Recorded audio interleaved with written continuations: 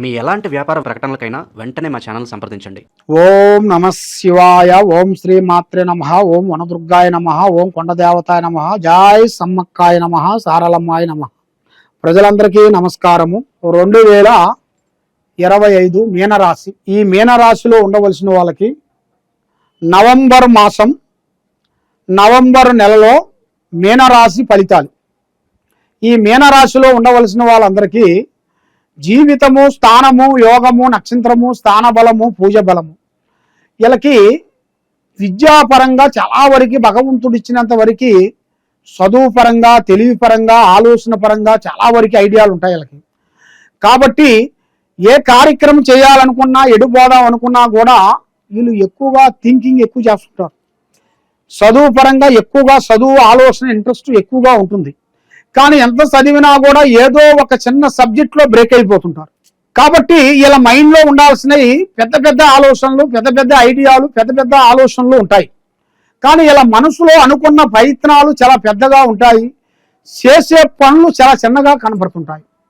చేతి కాడికి వచ్చినవి నోటికి అందుకోకుండా నమ్మిన వాళ్ళు, స్నేహితులు, మిత్రులు, బంధువులు చాలా వరకు వీళ్ళని ఇబ్బంది పెడుతుంటారు.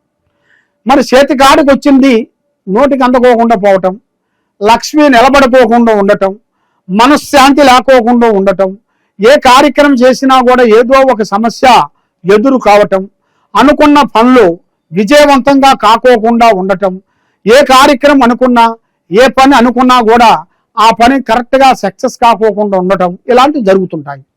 మరి చదువు పరంగా చూసుకుంటే మంచి చదువు, విదేశాల ప్రయాణాలు అద్భుతంగా కనబడుతున్నాయి. మరి వ్యాపార పరంగా, బిజినెస్ పరంగా చూసుకుంటే ఎక్కువగా పార్ట్నర్షిప్ ఎక్కువగా ఉండకూడదు. కాబట్టి వీళ్ళు ఏ వ్యాపారం చేసినా, ఏ బిజినెస్ చేసినా కొద్ది జాగ్రత్తలు పాటించాలి. స్నేహధర్మంలో జాగ్రత్తగా ఉండాలి. వ్యాపార పరంగా, బిజినెస్ పరంగా అతి జాగ్రత్తగా ఉండాలి. ఆ అతి జాగ్రత్త వల్ల వీళ్ళకి ఎన్నో విధానాలుగా మంచి జరుగుతుంది. ఈ నవంబర్ మాసమున కొన్ని కార్యక్రమాలు, కొన్ని పనులు, కొన్ని సక్సెస్ కావాల్సిన టయాలు కూడా కొన్ని అతి దగ్గరలోనే కొన్ని కనబడుతున్నాయి.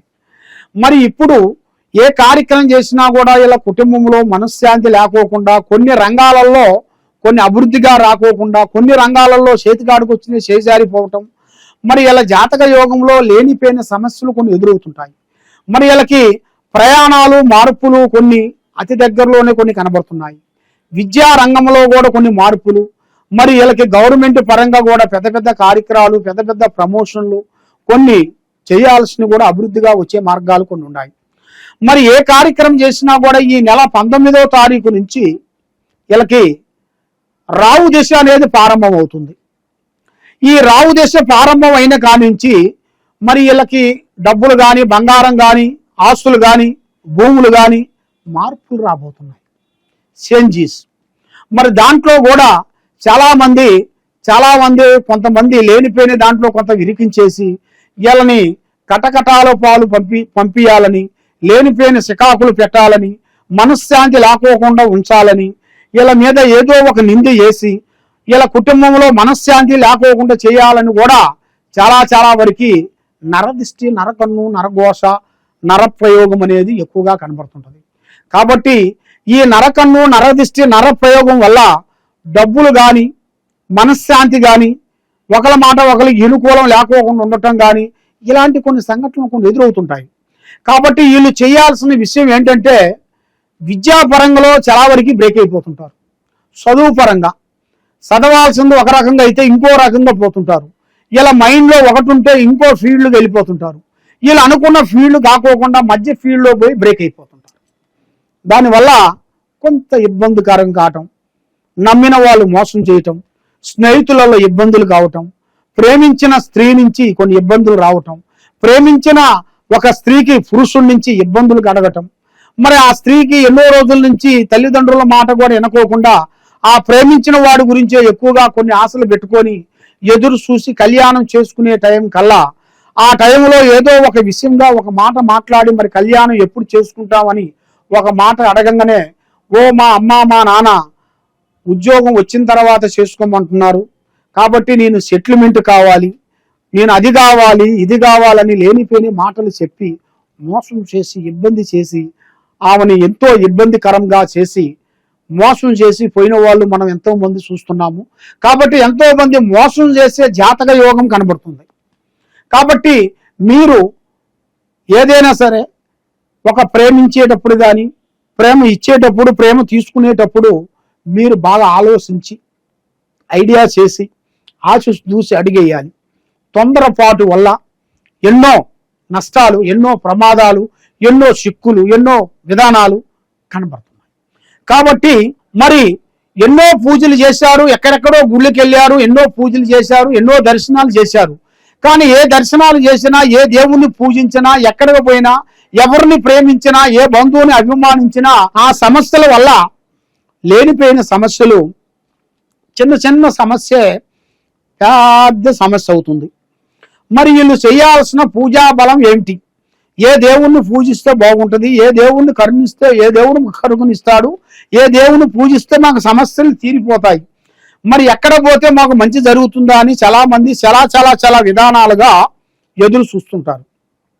కాబట్టి మహావిష్ణుని పూజించాలి.